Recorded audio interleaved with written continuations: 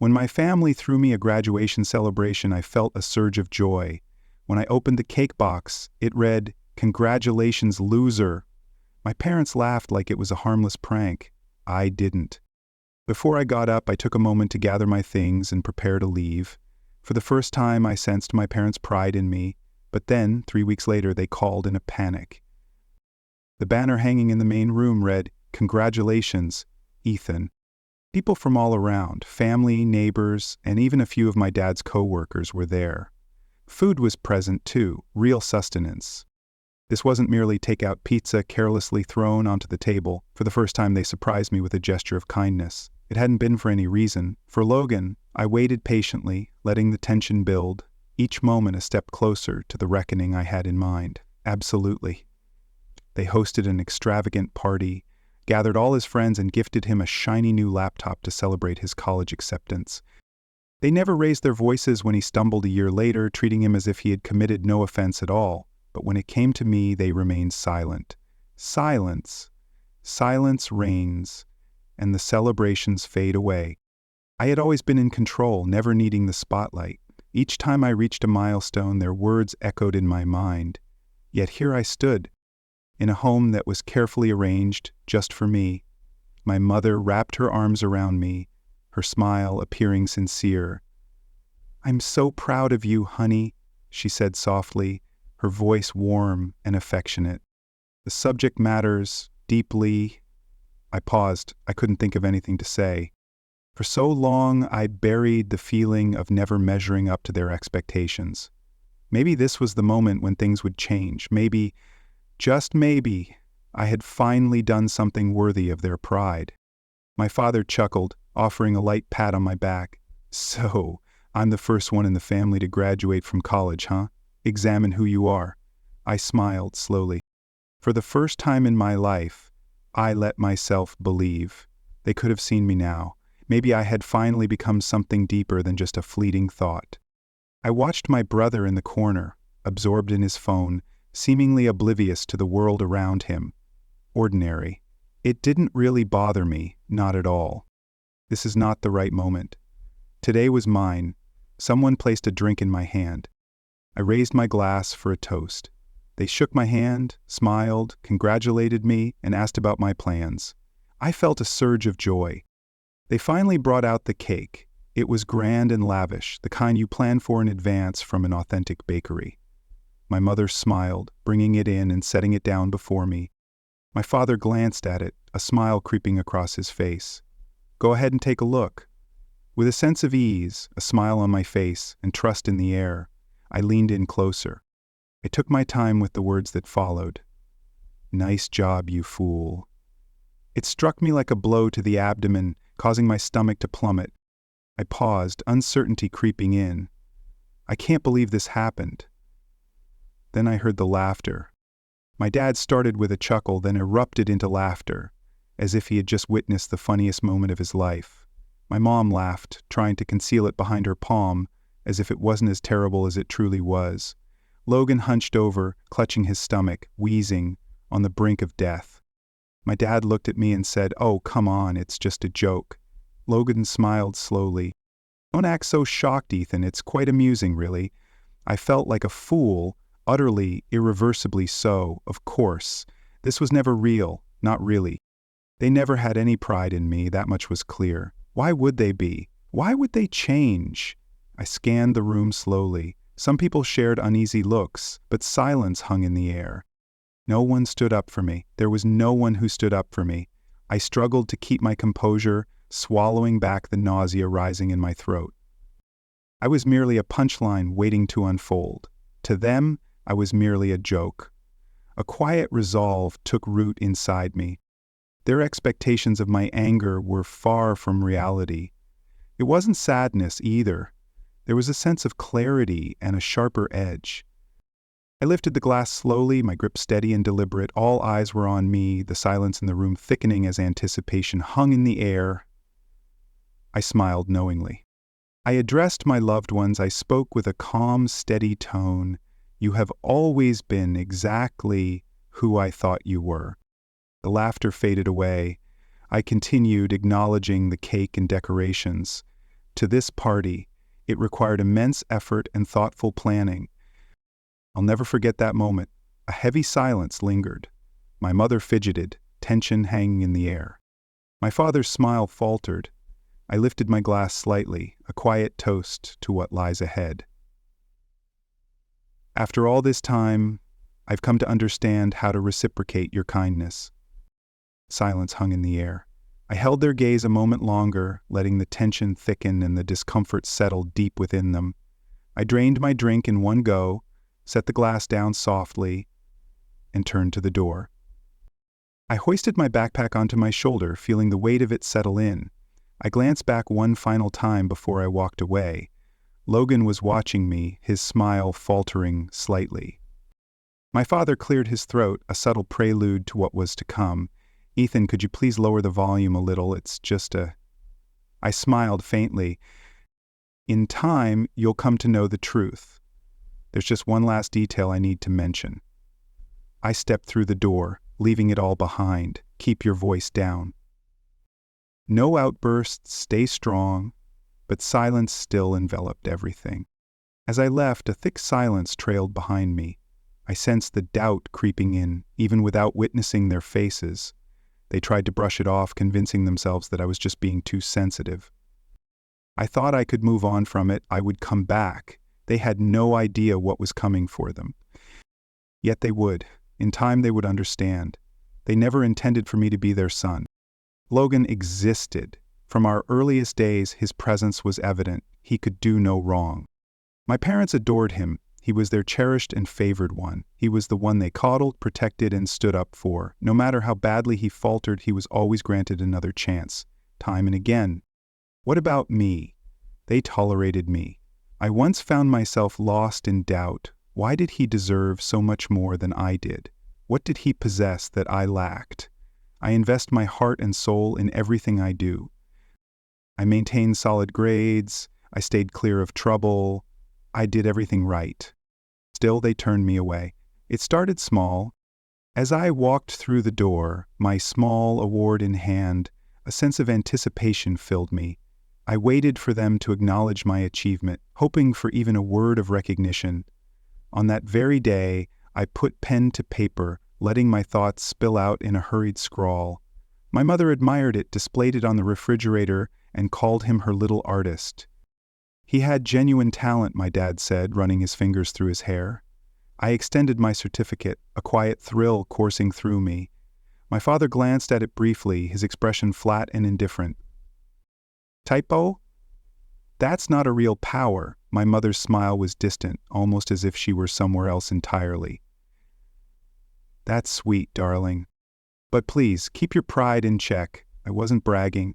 All I ever wanted was for them to notice me. By the time I turned 10, I had lost all hope. At school, I found myself in trouble. The instructor was unfair. Inside the house, I heard the sound of something breaking, and I knew it was Logan. A mishap took place. My grades were dismal. Ethan isn't the only one who fits that description. Rolling my eyes at them felt like a betrayal. I feared they would perceive me as ungrateful if I made any requests. They threw a massive party for Logan when he began college. My dad barely glanced up from his phone when I walked in. I kept insisting it didn't matter to me. I never truly sought their approval, yet a small, naive part of me still clung to hope. I thought that if I stayed focused, put in the effort, and showed my worth, they would notice me in time. One day they would see, they would understand. Then college arrived. I had learned not to rely on their tuition assistance. I decided not to ask them for help. I juggled loans, part-time work, and a scholarship just to get by. But Logan, he scraped through high school. Still, my parents were genuinely thrilled when he got into a so-so university. My mother promised him that we would help with whatever he required. And they certainly did. I sent him money every month, covered his tuition, and even bought him a car. I stumbled through my tests, skipped classes, and let the parties take over my first year. By the second year, he had completely walked away. What will happen to my parents? They never held any anger toward him. He got away with it unscathed. They actually pitied him. My mother shook her head, insisting it was too much pressure. We probably went too far with him. I nudged him. They handed him the world. However, what truly hurts is the sting of it all. That slap in the face left a lasting impact. Do you know what truly broke something inside me? They started to set up his next chance. They identified a different college, initiated communication, and maneuvered to secure his admission once more.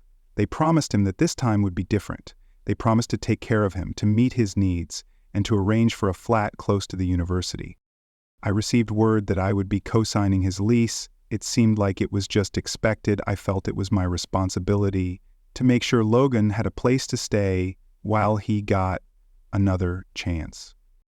My father mentioned you had solid credit. It's just a signature and it won't cost you a thing. I should have said no. But I chose not to. I spoke without thinking, my response automatic, shaped by the weight of their expectations on me. Sure, that works. It barely registered. I thought I would just go along with it like always. Logan held back any signs of appreciation. And he didn't even acknowledge the help I offered him. That's when it hit me. It felt like it would stretch on forever. No matter my efforts, I would never be enough for them. My parents would have smiled, my dad would have shrugged, and Logan would have teased me about trying too hard, even if I had walked on the moon. They certainly saw me. They really didn't care at all. Maybe this time would be different, I mused as I stepped into the graduation celebration, taking in the flag, the decorations, my dad's firm handshake, and my mom's proud smile. Maybe they feel a sense of pride now. They placed that dessert in my hands. They laughed softly. I knew. They would never see me as worthy of respect. It was passable, I suppose. They would never call on me again after that night. Before I stepped out of that house, I took a moment to make one last phone call. It was only when I took that unexpected step that everything changed. Not until I made sure they would be the ones calling me in 3 weeks, begging, understanding, and desperate. They had finally crossed a boundary that I couldn't ignore. 3 weeks passed before they uncovered my actions. I brushed off their calls at first. I didn't act out of spite. Perhaps there was a hint of spite, but primarily it was a lack of concern. I had always leaped at their requests, eager to respond whenever they needed something, going above and beyond to show my worth to those who never truly valued me. I let their messages linger, my mom's voicemails stacking up, Logan's texts shifting from concern to frustration, and the missed calls accumulating like a quiet storm. Ignored. Left hanging. I knew exactly why they were calling. The more I turned away, the deeper the pain grew. My mother was the first to adopt the anxious approach. Something unusual is unfolding in my flat, darling. Can you call me? Then the feigned confusion. Did you miss anything in the lease, Ethan? Logan got a call from the landlord, letting him know that you were no longer on the co-signer list. Next came the furious voicemails from Dad. I remember the promise you made, and I need to address this. Please, call me back. And finally, there's Logan. His feigned concern was not of his making. He showed no regard for common decency. He felt a slow, simmering anger rise within him. I am disappointed. Please address your disappointment promptly. A smile crept across my face as I read that one. There was one final thing I needed to do before I could walk away from that party 3 weeks ago. I slipped into my car, phone in hand, and called the landlord's office. I had officially stepped back as a co-signer. Logan's lease felt worthless in an instant. Now he was discovering the consequences of his actions. They all believed it was settled. I had already given my consent. I had always met their expectations. I never inquired about it. I never sought revenge. They assumed I remained unchanged. Yet they should have seen it coming. Seeing that cake made it clear I could no longer be their doormat. Now, for the first time, they faced real consequence. It had its charm. After 22 long days, I finally reached for the phone. I sat back, letting my dad's number ring twice before I picked up, anticipating the moment everything would change. It didn't take long at all. How did you pull that off? I pulled the phone slightly away from my ear as I let him vent. I made my choice. You made a promise. I need to take care of my brother's lease right away. It's about to run out. I refrained from speaking. I chose not to argue, left me in the dark, let him wear himself out. He finally realized I was never in his way. After a moment of silence, his voice dropped to a low, dangerous tone. Whenever he aimed to make me feel guilty, he always pulled that card. It's time to assume responsibility and make a difference. I almost found it amusing. Responsibility? When Logan faced challenges in school, was this guidance offered at that time? They tossed him cash and he wasted it all? How was he able to continue with excuses for such an extended period? I exhaled slowly. Finally, I found the words to say something. I really don't think I will say anything. Silent. On the other end of the line, I sensed the disbelief simmering beneath the surface. What did you say? I kept telling myself to stay calm, steady. I really don't think I will. A heavy silence lingered. It's like the moment before everything changes, a slow buildup of tension, ready to explode. You seem a bit focused on yourself. I hung up the phone. He called back immediately. I let it ring on. Logan finally decided to take action. I let that one slip away too. Then my mother entered the room. This time I chose to respond. I knew exactly how the situation would unfold. She started gently. We need to talk, my dear. I let out a low hum, my disinterest clear. Do we really? She sighed as if I were out of my mind. I see your pain. The party didn't go as I had hoped. I let out a sneer. Is this the appropriate time to discuss this? A meeting? She ignored the irony. But this? Ethan, we need to talk. The subject is important. The future of your sibling was at risk. It almost brought a smile to my face. What were they ever considerate of my feelings? About how I felt? I had to fight my way through school on my own, without their help. I challenged myself to the maximum extent possible. Money I lent out. So where were they? Supporting Logan. They expected me to sacrifice something for him. What else? I spoke slowly, each word deliberate and controlled. I have faith that Logan will uncover a way forward. She felt a simmering restlessness within her. He knows he can't get approval by himself. It seems like the issue lies with him. This is what family means, Ethan, she pressed on, her tone more cutting this time. I said no. My voice grew more impatient with each repetition. I made this happen. For a long time. What did I get back? A cake that reads, "Congrats, loser," silent. It was the first moment of true silence. I just let it sit there, let her take it in. Then I murmured, "Now you understand the magnitude of that mistake." My breath caught. "It was just a joke," I smiled knowingly. "This holds true as well." I ended the call then. I lingered, staring at my phone. I waited, half expecting a call. Yet, nothing came. For the first time in my life, they were quiet. Ever since they found out, they grasped the weight of my resolve. They realized they had finally crossed a boundary with me. But you know what the best part is? It's far from finished. They remained blissfully ignorant of just how deep their mistake ran. They would soon be reaching out again. Beginning, I had gone beyond just taking back my cosign. Everything was behind me now. What would happen if I weren't here? Everything was slipping away from their golden boy. Days passed before they reached out once more. I wasn't surprised at all. My dad probably yelled at me for being unappreciative. I sensed my mother's tears, a quiet acknowledgement of the chaos I was bringing to our family. Did Logan feel the same way? For the first time, Logan found himself empty-handed, likely sulking and simmering with frustration. The tension lingered, thick in the air. Uncovering the final secret was imminent. That's when the real panic set in. Not much lay ahead for me. On a quiet Friday night, I sat back with a beer, enjoying my solitude, when my phone buzzed. Logan. I allowed it to ring, a smile creeping across my face. He tried again, and again. I finally picked up the sixth call, keeping my voice relaxed and easygoing. I believed we had left this place behind. His voice echoed with a mix of urgency and despair. Please share how you were able to achieve that. I took my time with the beer, savoring each sip. Provide additional information. Ethan needs the money. Ethan needs the money for his schooling. Everything has now vanished. Ah, it lingered in the air. I smiled faintly. They still hadn't unraveled this part. I had stepped back from more than just the co-signing. It encompassed everything. For years I supported them financially. I paid for small things, made up for delays, and received cash that I never received back. They nonchalantly suggested I lend a hand as they started planning Logan's second shot at college. My dad said, "You're doing well now," as if the past didn't exist. "It's important to stand by your family."